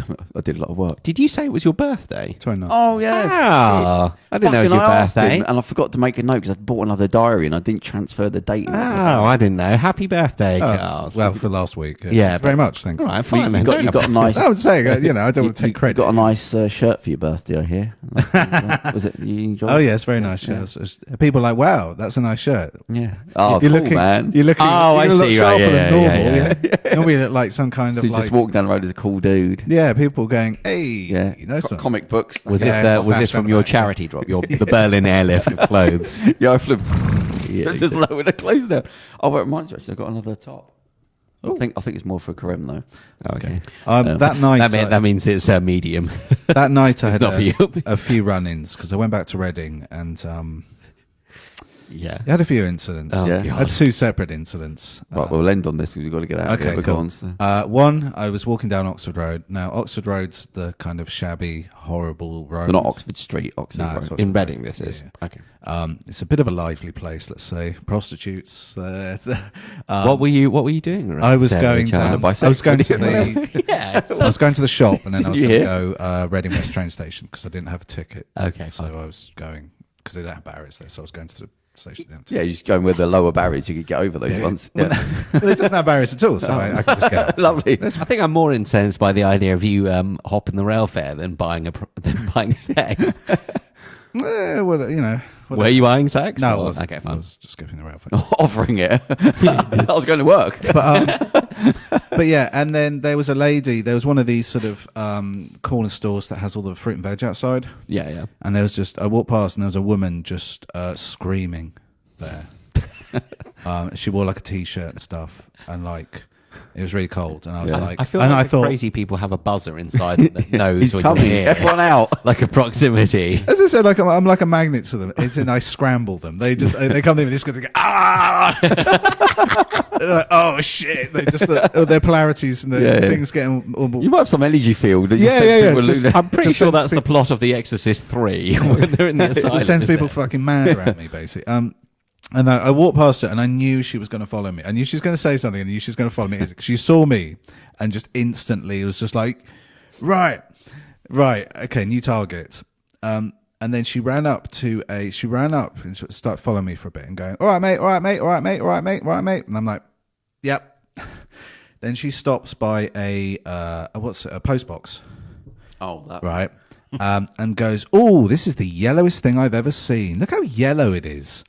And then starts screaming down the inside, going, hello, Mr. Postman. What? You got any yellow letters for me? And I was like, oh. Why didn't you walk off at that point? I was. Oh, and right. then she started following me. She goes, hang on a sec, mate, hang on a sec. And she's like, oh, I know your secret. You've lost the plot, haven't you, mate? And I was like, that's look projection at for you.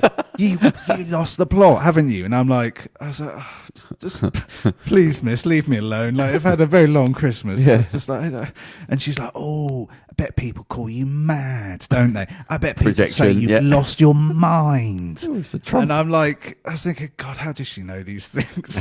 She's a perfect stranger. How does you she should know? have some sort of like fake money that you can throw down to make them scramble so you can run away. Some oil, throws down some cooking oil behind you, just run. That sounds bad, but I used to have my when I was in India, I used to have my sort of emergency money. That was like my anti-theft. Yeah. No, the stuff they put out to stop rockets locking onto you. Oh, yeah. Oh, you like a missile out, yeah, like chaff. Yeah, or whatever. It just goes psh, knocks out all these like stuff. I used to have handfuls of coins. I used to have a few coins, God, and I used to just go. If everyone was surrounded, basically surrounded, yeah, by dirty babies. Hello, and goodbye to our listeners from India. Yeah. So I just have my coins. Money at them, and no, I just throw money at the floor. I just dump it on the floor and then run. Just you Western imperialist pig so they start dog. scrabbling around and like fighting for the coins, and I could just make like go. Yeah, you shouldn't have said the country. No, I shouldn't. If I go over there, it's an awful thing to say. Yeah, got my passport. Yeah, got that. You got the OC. Yeah, got me a handful of coins to throw on the ground. So I should have done that, but luckily she got distracted by a phone box. So she went in there and said, hang on, I've got important phone calls to make. Goes, hello, I'd like to buy a house. And they started banging the receiver. Jesus Christ. Like laughing. And I was just like, I was scared because I was like, yeah, she could like fucking stab me. You know what I mean? Yeah. That's why I'm getting scared now. Comes up with a needle. Yeah, I was thinking she could just go mad and like attack me with a hammer or something. Yeah. You know, what the fuck am I going to She's got that comic book. So I was on my way home. I got on the train on my way home, and then I was waiting. There was a long story. So while she was doing this, you made a hasty while she was trying to buy property. Did she come after you? No, thankfully she got distracted. So okay, by the phone box. The second thing then happened, as in I couldn't get a direct train home, so I had to stop somewhere, wait like half an hour, go somewhere else. And I was just waiting there. What were you doing when you stopped off someone? I was playing Sudoku on my phone. Oh, okay. I was bored. I'd been to the pub. He was waiting for the conductor to close the office so he could jump over the fucking border. You went dogging again. No, it's boring. I was just literally, I was a bit drunk and I've just been to the pub and stuff, seen friends. So I was mucking around my phone and playing Sudoku, and this dude just comes up and starts talking to me, and I'm like, oh God. All right. And he's like in his 40s, and like, after a minute, and I was just trying to ignore. I was like, "All right, yeah." He goes, "Oh, yeah, had a good day." Yeah, oh no, it's just nothing. Like it's not even asking. Catching the train. I'm like, yeah, catching the train. So I'm waiting at the train station at the train stop. Yeah. And then like I said, please just leave me alone, man. I just want to be. Yeah. And then he started going on about good and evil. Oh God, that's the tipping point. Do you think people are born bad? This is projection again. Yeah. I hope not. I don't think I'm bad. And then I was just, I don't think I'm evil. I don't think a necklace of ears. Yeah, and I was just like, where's this going? And then he would start talking about, like, where do you think we all come from? And then it took me a couple of minutes, and I was just like, oh. And he started talking about being a raver and all the drugs he did in the 90s. And it took me a while, but I was like, it took me longer than it should have done. But I realised, I think this guy's on pills. Yeah. Oh, well, right. And it's like 8, it's like 9 or 10. It's like 10 or something. It's late, but it's not like 4 in the morning. And I was like, I think this guy's on pills. And I was like, and then I was like, and he talked for a bit longer. And I was like, I hope he's on pills because otherwise he's fucking insane. Like he's completely lost his fucking mind. We got into like good and He's evil, asking you deep philosophical the Big Bang, questions. nature of God, source of all energy in the universe. And I'm like, who's tripping? I just want to play fucking stick. I love how you're always picked on, just mind your own, doing these quaint, charming little things like, do you not wear headphones? You're reading a comic. Yeah, I do. Two. So you should just do the, what do you say? Just I was. Oh, it didn't work still? No. Because he was like, and he started just talking louder. Oh, fucking hell. So turn yours up louder. Then he goes like, I could do this all day, mate. half an hour. Again, I was scared he was going to, because I was just thinking, by myself, it was Mars, there's no one around. I was just thinking, yeah, this guy's actually fucking nuts. Yeah. Like, he could just do anything. That happens. People get stabbed by lunatics. It's not a fucking hell. I remember working with the guy once, one of my many shitty jobs that I had, and he would turn up and he had like a social anxiety and he would take ecstasy, mate. And there's only me. That's not a good idea. No, but it was just that he couldn't handle having to work with somebody he didn't know. Like he said, so he would take a pill, and I remember picking him up at like 4 a.m, and we were like unloading wood all day and taking it up into flats, like in a 7.5 ton lorry. And he taking pills. He'd take a pill before I picked him up. Not like smoke a joint. I'm not advocating for that. For him, it was just he couldn't handle just like working with something he didn't know. So he'd take a pill just to sort of get him through the day. I worked a couple of jobs where people were always taking speed because you were just trying to get through the day, like shit jobs where people just take drugs through the day. They were all fucked. And it was like cash in hand jobs as well, where people was just like scrape. One of the guys I worked with, I think it was a removal company, so it's just shit. You're just up and down stairs for 8 hours a day in basements and fucking up in lofts carrying beds and work, just constantly just up and down stairs for 8 hours a day. And they a lot of them would pay you at the end of the day because nobody would do the job. People would fuck off after 10 minutes. I ain't fucking carrying all this for the rest of the day. A lot of times you didn't get lunch break because you get job and knock. Yeah. So it's just shit work. And one of the guys, it was just people that come out of jail. Some people couldn't read. One fucked his arm up. He can't do any other job. So it was all like shit like that. And the one guy, I left, and about 2 months after, I saw him begging. And I was so fucking embarrassed. And he was a nice guy. He's one of them, like, just a nice, friendly guy that just doesn't talk about his problems. Some people are alcoholics and things like that. They drink in the morning. And I come out of a small Tesco's, and he was there begging. I thought, fuck. Like, just broken people that just will do jobs that nobody wants to do because they'll just give you some cash at the end of the day. And but that guy, would take ecstasy because he couldn't handle social situations. It's fucking terrible. I'm not sure I'd go with ecstasy as my choice. Yeah, it's an odd thing. Yeah. I thought it was a one-off. I think, maybe he's been on a night out or something. And it's only somebody else who said, no, he can't. He gets nervous around people. Yeah, because weed is the one, isn't it, that people... I would have thought. Calm you out. But I think like if you have anxiety, for whatever reason, he had them, and just anything rather than nothing. Like I suppose you do feel love, don't you, with ecstasy? Yeah. Well, yeah, I've heard. Fucking terrible. He just needs. I suppose he just felt like he needs something. Yeah, I guess so. Sober. Right. Well, that's our show. So a little surprise for Kerem. Do we have a little surprise for Kerem? Yeah, I see you've been having a go at me, and now I've got to trump. We weren't having a go at you. We were hoping for a really juicy, raging story about how. No, my stress is you lot had turned up that fucking stuck. Like I felt so bad. Like even now I feel bad. Got me out of Don't. I thought it was funny. It's funny. No, I felt fucking terrible. I had a weird day afterwards, so that was like nothing. What happened to you weird day? Well, that was the two. That was that same day. I had ladies shouting at the letterbox saying it was the yellowest thing she'd ever seen. Well, you've got a shirt. You got a nice little jumper that was too small for me. That I didn't want to send back to China. Yep. I could look. Oh no. Say one of you were going to say something racist, weren't you? Yeah. This is the new Vialucci show. This is the new Vialucci show where you're like, I'm going to have a life now, a big racist life. No, I had something similar at the gym once where there was. There is a lady that a couple that come, and they bring their little girl, and now I'm already annoyed. No, but she's fine. She sits on the seat. She's very well behaved, and she's very cute, so it's fine. Anyway, she's Chinese, and then there's another lady that's Chinese that comes, and now the people at the gym know that I'm mixed. And there was one point because the lady that came, I got them muddled up, and I went, she not brought her little because it was cute because the little girl was really cute. You thought it was and the trainer went, no, that's her. That's so and so. She's the other lady that comes. I was like, you were going to say the other Chinese person, weren't you? Well, that's not a But bad. again, I wasn't offended by that because there was another time where we had we were chatting about the trainers, the different ones that there are, and someone was like, "Oh, Paige," and they were like, "Oh, who's that?" And I said, "And sorry, I was just finishing, stretching off or whatever afterwards, and I was just kind of earwinging on I was trying to I was like, "Oh, he does Sundays," but they were all being really evasive. They were like, "Oh, he usually does Sundays. He sometimes works as a plumber. He usually does his workouts." I was like, "He's the black guy," Yeah. because at that point he was the only black trainer at the gym. Right. And again, it's not like you keep tallying and go, "There's two," but you just go, "That's his most identifying feature." Yeah. I say things like that all the time, but I don't think. Yeah, exactly. I'm like, of the five people here, 4 of them are white, 1 of them is black. The easiest identifier Say the is tall guy. the tall guy, the thingy guy. It's very difficult as a white person to say anything about race or religion. Yeah, but it's not saying anything bad, is it? No, You can say, this girl was being a bit weird. I was working with this girl the other day, and she had a black boyfriend, and she sort of stuttered a bit over saying that, and I was just like. Yeah, her own boyfriend. Yeah, her own boyfriend. Right. She's like, well, my boyfriend is.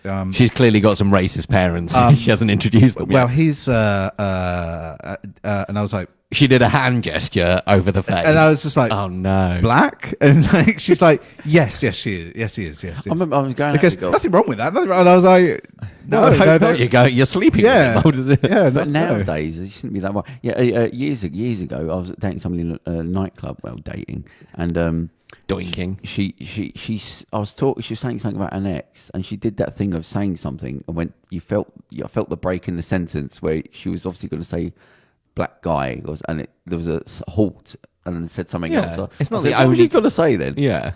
I'm thinking, and she went, "Oh no, it's just I went up with this black guy once. She was white," and I said, "Yeah." And she said, "Oh, what, you don't mind?" No, I said, there's no irony here. This is about 15 years ago. And she went, "No," she said, "Some people get like funny the fact that I've been out with the black guy." And I was like, "What are you talking about?" I said, "What sort of fucking people have you been?" Yeah. around? But then, having known her, she was around an accounts of the state, Cockneys, sort of. Hello to all on it. No, but Hello when and goodbye to our Cockney Council state listeners. No, but We're just when I offending met everyone them, I this thought, episode. they're We're off to a good they're start. scumbags. Even the family was a little bit racist. Oh, so I see there would be racist. And that so I you've been thought with. she just ingrained. Because the that thing in is herself. when you're talking about a person, their race isn't the only. In fact, it's not a character, is there? But it's just it was No, only. but if they had a hat on, the fellow with a hat. Yeah, that exactly, guy, that it's was not, the thing. It's not I'm identifying as that thing. I'm just saying that's the nearest thing I can remember you. Yeah, well, that was my thing. I was like, of the trainers, the 5 of them, at the one point there was only one black. I was like, if you've seen the black guy, that's Paige. If you've not seen a black person, you haven't met Paige. That was the easiest. I was like, let's just do the guess who narrative. I once had a worse one where I was working somewhere it was years ago. This was on a job, and the presenters were talking about which producers they were working with the next day. And there was another guy. Bearing in mind, there was another guy there called Andy or Andrew, whatever. And they were, "Oh yeah, I'm on with Andy." And they went I'm on with Andy tomorrow. And they went, "Oh, what?" Indicating me. And they went, "No, the good-looking Andy." Oh, what? Literally, but not even as like a wink and a nod afterwards or a just thing. that, Just literally like, just a Fucking matter hell. of fact. I was like, well, I'm gonna You're go not eat. the I'm good-looking fella. gonna go eat a load of cake now. I'm just gonna Are eat you all sure my you field. weren't the good-looking No. guy? They went. Oh. No, she went. No, good looking one. And I was like, Oh, God. well, just go run a warm bath. I've got to go and cut Get the myself. razor.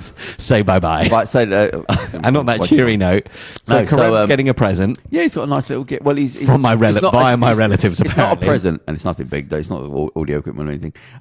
But we do have That's to what he's think. reading. I would like to vote on who your favorite sound guy in the world is. So Well, I'm going to say Kerem. Oh, yeah, Who do you Kerem, vote for? Yeah, Kerem. Kerem Isik? Andrew, I- what is I'm your gonna final say- vote? I'm going to say Kerem as well. Unanimous. Well, that is fantastic because Kerem, if you could grab that box down there. See what Kerem was like. He was like, "Could I have an assistant? Could that be my present?" That's what he really wants. That's what's in the box. I am working on it. Somebody just messed me around recently. Messed you around. Yeah. Oh, Open it. look at this fancy box here. This is great for audio podcast. Knocking it Hold Give on. us a box. Yeah. Who's opening this? There you go. Let's open the bloody thing up. Oh, look at that. God. Charles is furiously opening it up. I mean, Because the recipient doesn't get to open their own present.